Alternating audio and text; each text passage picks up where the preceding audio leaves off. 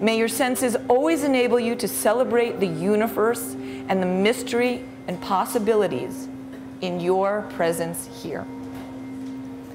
So may you and your blessings be sensed. And welcome to the inaugural wine workout.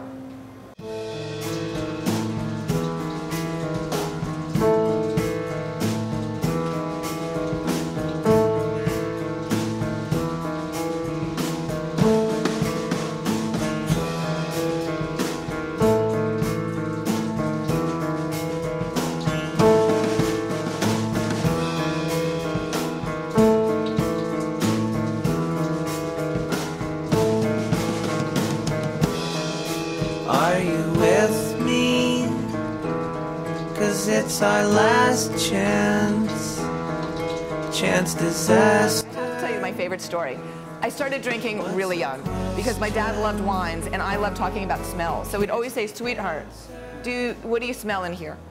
And so by the time I was in college, and the drinking age was only 18 then, I was writing about wines. And I was in Paris, and my boyfriend came to visit me, and his favorite story was that he was in the Tuileries doing what he saw everybody else do, opening up a bottle of wine to have in a picnic. And the gendarme, the policeman, blows his whistle and comes back over to him and says, stop, stop. And he's like, but look, everybody else is doing this. And he said, yes, but in France we have red with cheese. I used to think it was snobby. When I first got into the wine business, there'd be somebody, Michael Broadbent, one of the best tasters I know, and he'd be tasting wine blind, and you'd see him go through this rapture, and he'd be like, oh, it's clearly one of the southern-facing slopes in the Rhone. And I think, how snobby is that? But no, really, in fact, how magnificent. You can taste the earth, the stone, the grapes, choices that the winemakers made and choices that nature made, all in one glass of wine. Most of you have probably been to wine tastings before. You know that that first we swirl the wine to release its aromas. My friend Kevin Zraeli, who leads a wonderful wine class, has people not only swirl 3 times, but once with their hand over it. And then really breathe deep in these wines. I mean, really inhale and sit with the aroma for a while. Because really, as I say, 85% of what is called wine tasting is really wine smelling. Then, when you take it, you take a pretty big sip, a pretty generous sip. Shirley said that this was a strong Sauvignon Blanc, that it was like the grass was growing into the glass. This is the aroma wheel. So on the aroma wheel, you can get as specific as when someone says grass, that's too broad a term. You would say, oh no, that is like the good dried hay flecked with wildflowers, or that is like the bad barnyard hay, someone's got to muck the stall. And I'm gonna pass this around. Any other comments on the Sauvignon Blanc?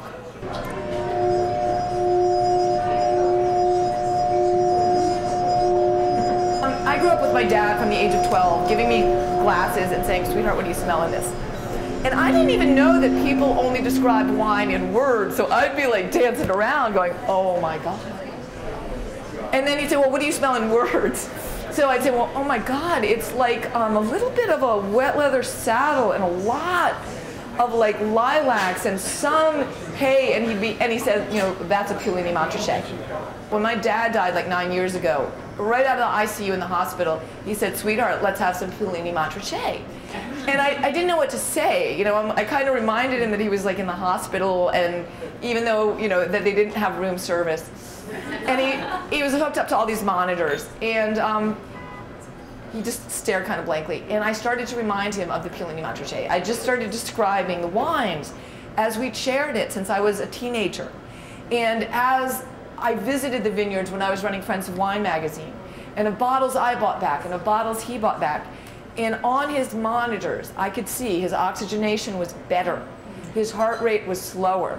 Maybe it was definitely the last wine he ever had in his life, but it might have been the best.